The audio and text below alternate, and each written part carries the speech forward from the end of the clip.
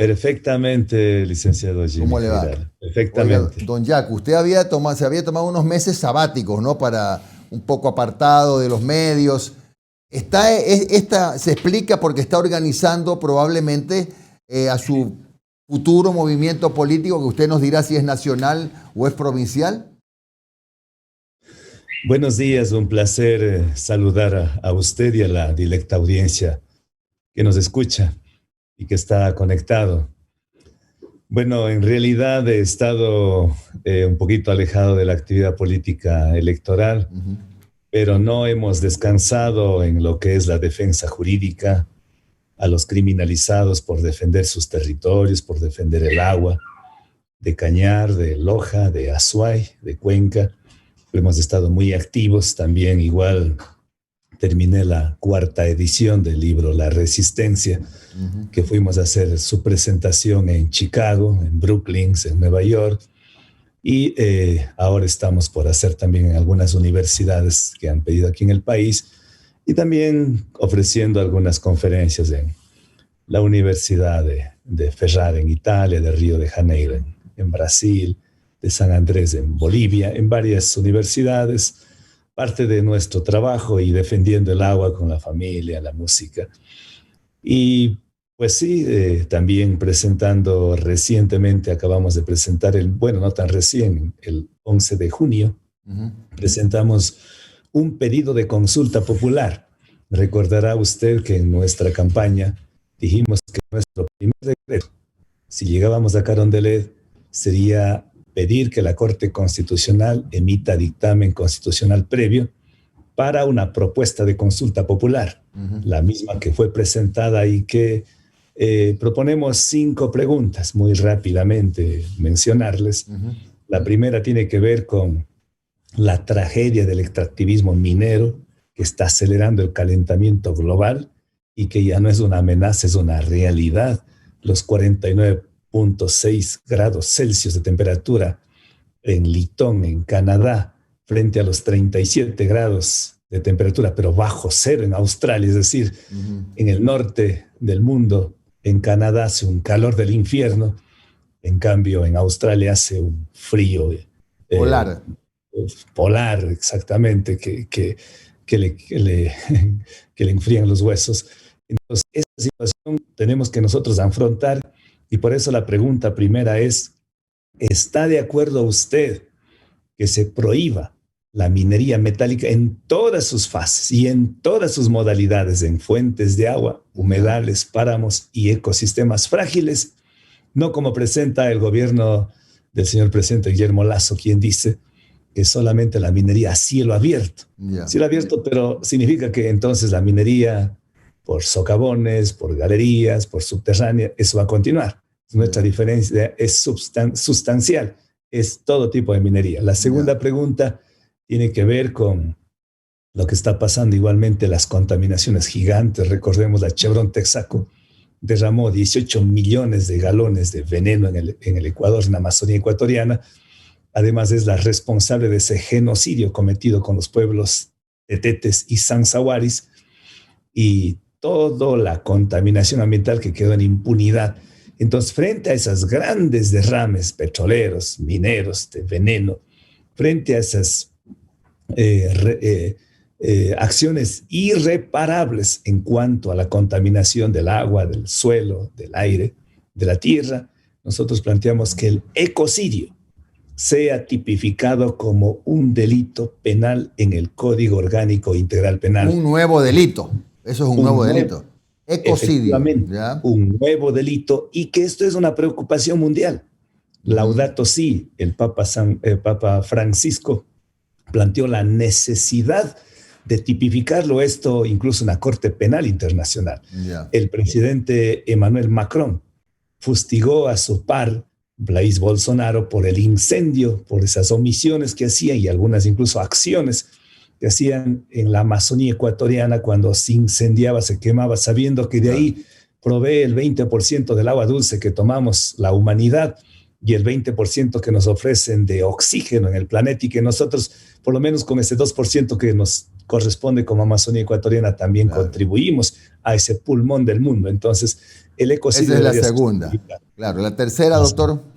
La tercera es más cortita, es la disminución del número de asambleístas. Ah, Hoy se caramba. nos va, hoy se nos va más de 40 millones de dólares en asambleístas, en los gastos anuales, ¿no? Sin contar con gastos de servicios públicos, de agua, luz, teléfono, ¿Disminuirlos gastos. a cuánto, doctor Pérez? Hay un cálculo. Hoy es 2 por cada provincia. Nosotros proponemos 1 por cada provincia. Hoy es por una fracción de 150,000 habitantes, un asambleísta más. Nosotros planteamos por cada 500,000 habitantes, por la fracción de 500,000 Claro. habitantes más. Oiga, Es decir, pero, doctor Pérez, pero aquí hay un tema que le quiero consultar. Pero habrá provincias, por ejemplo, con un solo representante. ¿Usted cree que un solo representante puede ejercer las funciones de tal en nombre de todos sus coterráneos?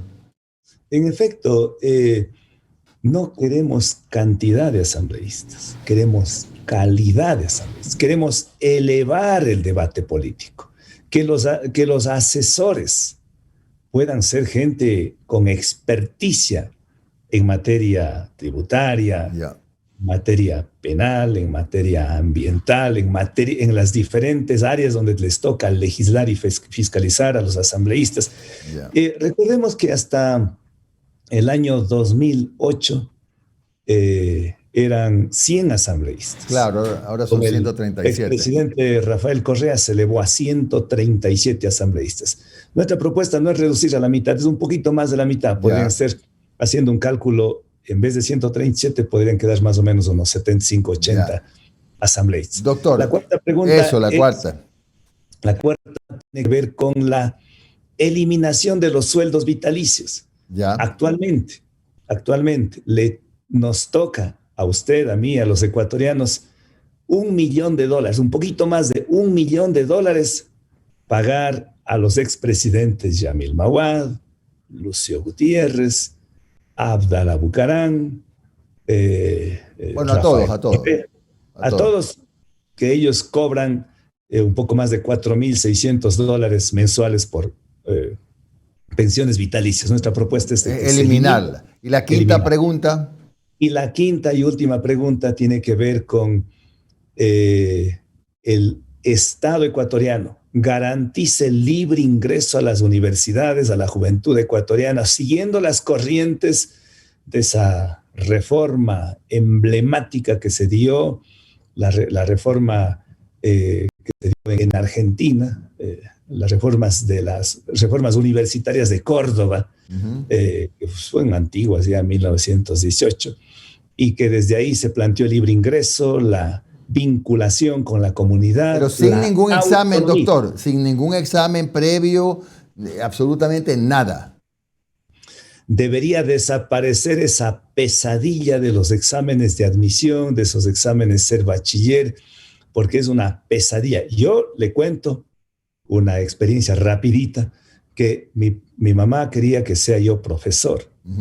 Rendí mi examen de admisión en el colegio Manuel J. Cayo, un colegio importante acá de Cuenca, y no pude ingresar. Yo venía del campo, de una escuelita rural, de la comunidad. Tenía todos los 6 años aquí con diploma, pasé, y acá me colisioné porque no tenía la preparación. Doctor, pero correcto lo de la consulta, pero no me ha dicho todavía si es que le va a dedicar un tiempo usted a lo que había anunciado cuando se desvinculó de Pachacutic. Si le va a dedicar tiempo, digo, a su movimiento, que no sé si era provincial o nacional, o usted en su lista de prioridades todavía no está el movimiento. Bueno, en mi sentir y creer no es prioridad el movimiento. Sin embargo, recibo todas las semanas visitas de organizaciones ciudadanas, ecológicas, agricultores, transportistas, artesanos, comerciantes de todo el país, y que me han solicitado formar el nuevo movimiento. Y quiero dar la primicia, ya que usted también es político y comunicador y está insistentemente preguntando esta inquietud. En efecto, los compañeros del país, de las 24 provincias, han acordado y me plantearon, porque han sido insistentes en crear el nuevo movimiento, y está previsto para el 14 de agosto la convención nacional, en donde se discutiría, se analizaría, y según ellos han dicho que prácticamente es un hecho que alumbraría el nuevo movimiento, que sería ecologista, que sería feminista, pluralista, democrático, comunitario, un proyecto distinto a la vieja práctica política, en donde, reiteramos, sean los jóvenes, sean las organizaciones sociales, sean los ciudadanos libres, independientes, quienes sean los protagonistas de un movimiento colectivo, de una propuesta, de un sueño colectivo, en donde se ponga no solamente de moda, sino en donde sea una práctica diaria, cotidiana, la honradez, la lealtad con el pueblo, los principios ambientales, los principios de estas nuevas corrientes de defensa del agua, de defensa de los territorios, del combate a la corrupción y al cambio climático y a todas estas estos despojos, esta violencia. En ese sentido, la convención, ayer nomás me plantearon la necesidad de hacerlo en la ciudad de Cuenca, este 14 de agosto, el sábado 14 de agosto, en donde ahí se discutirá, se analizará todos los principios, los postulados, cuál sería el norte, cuál sería la brújula, por dónde se encaminaría, pero nos permitimos, al menos nuestro pensamiento es, si ellos están pidiendo, las organizaciones sociales del país, pues nosotros contribuiríamos con nuestros principios que esbozamos en la práctica, en la prefectura y luego en la candidatura a la presidencia, que es los principios del comunitarismo, del ecologismo, del pluralismo, de la diversidad, del respeto, de la tolerancia, de la visión pacífica, no violenta, y en ese sentido estaríamos dispuestos para poder tejer esta gran urdiembre, este gran poncho en términos nuestros, podríamos decir, doctor que Pérez nos cobije, que nos abrigue a la mayoría de los ecuatorianos. ¿Cómo está, doctor Pérez? Omar Jaén le saluda. A los tiempos, doctor. ¿Cómo está? Yo pensaba que estábamos peleados, pues ya, después de la primera vuelta ya no nos atendió pues el teléfono, doctor. Yo pensaba que estábamos peleados, no. Pero bueno, ya, tranquilo, no se preocupe. Oiga, doctor, cuando usted decide dar un paso al costado de Pachakutik, dice, ¿saben qué? Yo lo hago porque lo advertí. Si Pachakutik o se aliaba al correísmo o se aliaba a Creo, conmigo no cuenten. Y cumplió su palabra. La pregunta es, después que ya ha pasado ya casi 2 meses, después que se instaló la asamblea, casi ya 2 meses de gobierno, ¿usted cree que Pachakutik le sigue siendo funcional al gobierno de Guillermo Lasso? En efecto, yo tuve una experiencia maravillosa con los compañeros de las organizaciones de base indígenas, pero también sectores sociales que se unieron en el proceso, y no puedo olvidar y reconocer ese apoyo que me dieron las bases de Pachacuti, con quienes no me voy a divorciar jamás.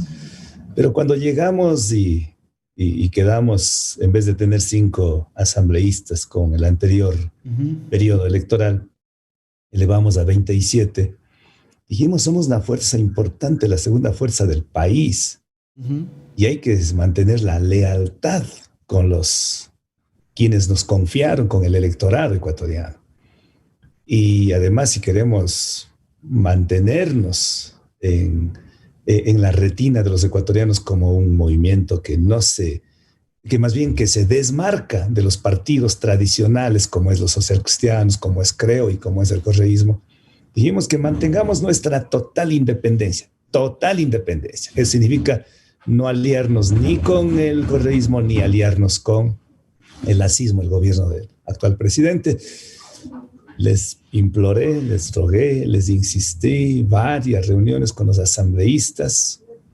Al final me sentí solo, me sentí estar alzando la voz en el desierto.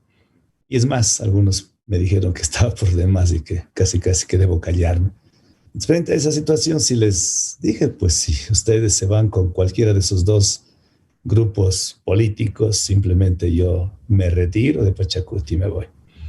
Llegaron con ese acuerdo a la asamblea, están desde la asamblea ahí cogobernando, entonces lo menos que podía hacer ser coherente. Por eso me fui. ¿Usted siente que está cogobernando, doctor? ¿Siente que está cogobernando con Guillermo Lasso Pachacuti?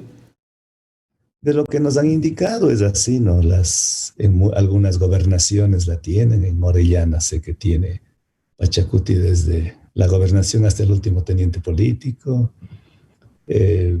Bueno, no, los votos así fueron, ¿no? Los votos sin los votos de Creo no llegaban a la presidencia.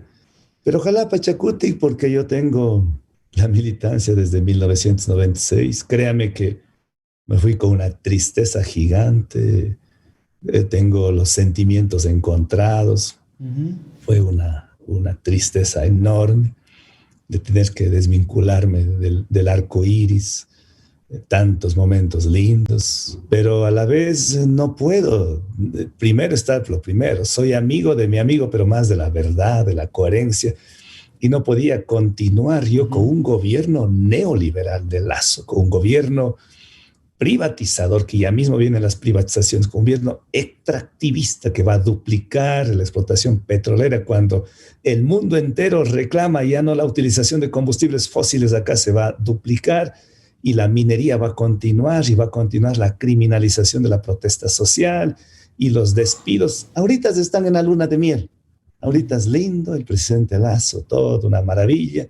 Ya van a ver, 2 meses más les pongo, pero para fines de este año van a ver ya, si este rato mismo ya hay maestros que están desangrándose en huelga de hambre, durísimo la situación de ellos, que no les escuchan, no hay gobierno que les escuche, y van a ver más adelante lo que pasa. Entonces, en esas circunstancias, uno, si predicó durante campaña electoral que no somos igual que Creo, que el partido de derecha, que los neoliberales, ¿cómo es que vamos a estar junto a ellos? O sea, eso es una incoherencia. Por eso tuve que dar un paso al costado. Doctor. Yo les deseo lo mejor y de corazón. Ojalá los asambleístas de Pachacuti, la dirigencia nacional, reflexione, cambie de parecer, vuelvan a sus orígenes, ojalá por bien del país, por bien de ellos, pero al menos en mi caso me han dicho algunos que retorne, la decisión está tomada, tengo las mejores relaciones con las bases, doctor, con los que defienden. Doctor, justamente usted marca este distanciamiento con la dirigencia de Pachacuti, que sí, recibe críticas de varios sectores de las bases, y usted dice, yo de las bases no me separo. Perfecto. Y las bases, al menos una gran parte de las bases del sector indígena del país, hace unas 3 semanas, eligieron a Leonidas Issa como nuevo presidente de la CONAIE. ¿Qué le parece esa elección? ¿Cómo están sus relaciones con Leonidas Issa? ¿Puede haber un acercamiento con él? Efectivamente, conozco de su elección. Mis compañeros de Azuay, de Cañar, de todos los lugares asistieron. Yo también hubiese asistido, estuve desventajosamente fuera del país presentando mi libro y no pude asistir al congreso que se desarrolló en Salasaca, Tungurahua.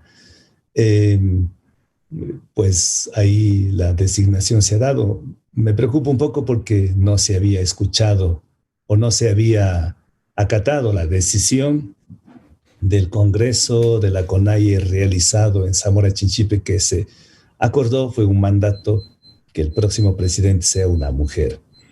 En reconocimiento a las luchas históricas de Mama Dolores Cacuango, de Tránsito Amaguaña, de Manuela León, de Lorenza Vimaña Itacuri, de tantas lideresas que fueron luz, que proyectaron no solamente en beneficio del movimiento indígena, sino del país y de América Latina. No se ha dado esa circunstancia, se desobedeció, ya es historia este rato, no se cumplió, un mal precedente, porque además, en honor a las mujeres luchadoras, que son el motor de la resistencia a las mujeres, queríamos que alguna vez, para romper el patriarcalismo, sea una mujer presidente. En fin, no se ha dado.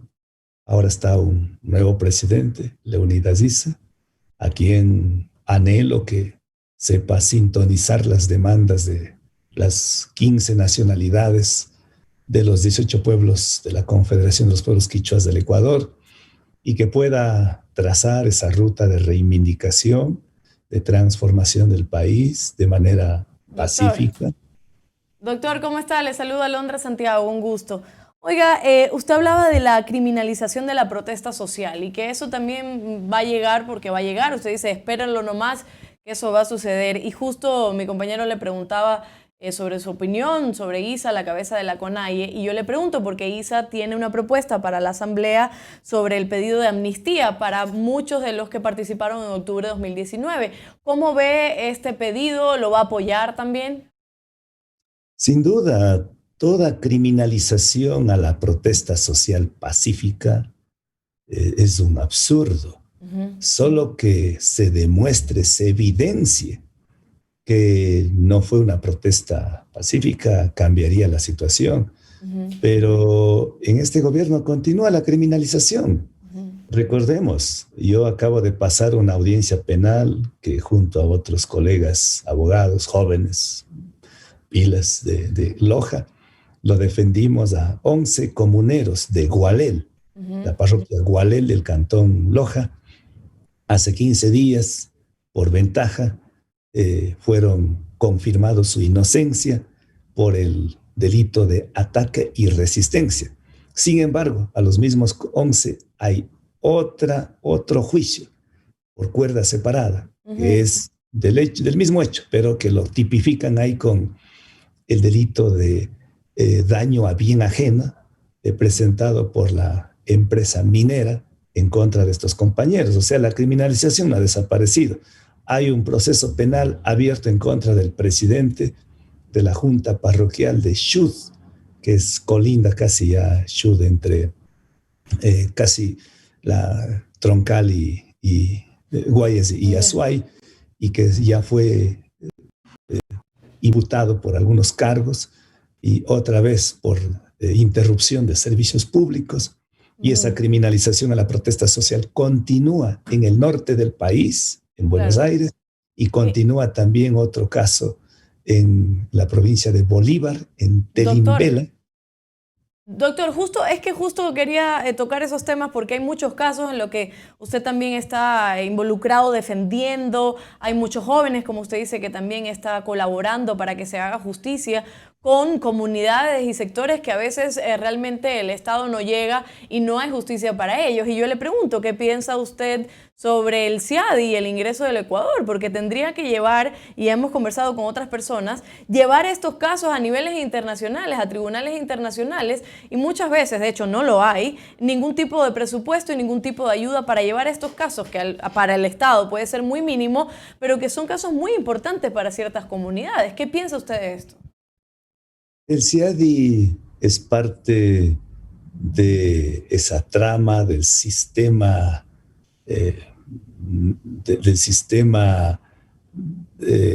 internacional que domina básicamente la Organización Mundial del Comercio, donde está el Fondo Monetario Internacional, donde está el Banco Mundial, y que donde están sobre todo las empresas nacionales y transnacionales que cuando tienen diferencias, controversias, litigios sobre proyectos, o más bien contratos de proyectos extractivos como hidrocarburos, como hidroeléctricas, como mineras, como obras que se ha hecho y que incumplen y que tienen dificultades jurídicas de un país en una legislación interna, llevan al CIADI. Pero eso, para entender de mejor manera en términos políticos, en términos geopolíticos, significa el renunciamiento a la autonomía, a la soberanía de los estados. Y eso es un craso error, y eso es parte de una política neoliberal, de una política entreguista de un gobierno que no responde a los intereses de su pueblo, no responde a los intereses nacionales, sino que sucumbe ante las políticas imperialistas y hace que el CIADI sea el nuevo juez. Es decir, renunciamos la capacidad que tiene la función judicial para diferir, para dirimir, para sentenciar, para resolver los casos que se generan en la República del Ecuador, dentro de nuestra nación, pero que esos casos van a tener que salir para que resuelva un juez aparte del CIADI y que pone, obviamente, que compromete gravemente a la soberanía nacional. Perfecto, doctor Pérez, le agradecemos muchísimo por este llamado. Esperemos que no sea el último. Mire que estábamos distanciados, doctor. Nos lo comunicaremos a mediados de agosto, cuando usted acaba de adelantarnos que se va a reunir para la conformación de esta nueva agrupación política. Lo volveremos a consultar. Muchísimas gracias por su atención, doctor Pérez. Buen día, doctor Pérez. Gracias, muy amable. Siempre un placer dialogar con ustedes, se lo hace con mucha altura y siempre a sus órdenes, solo tienen que invitarme. A la Esperancita, Esperancita hay que decir, a la China, no se preocupe. Pero me ofrecen un cafecito y nada. Un cafecito, un misquitullito deben convidar. Bueno, la próxima que esté por acá para tenerlo en vivo, doctor. Un abrazo. Un abrazo.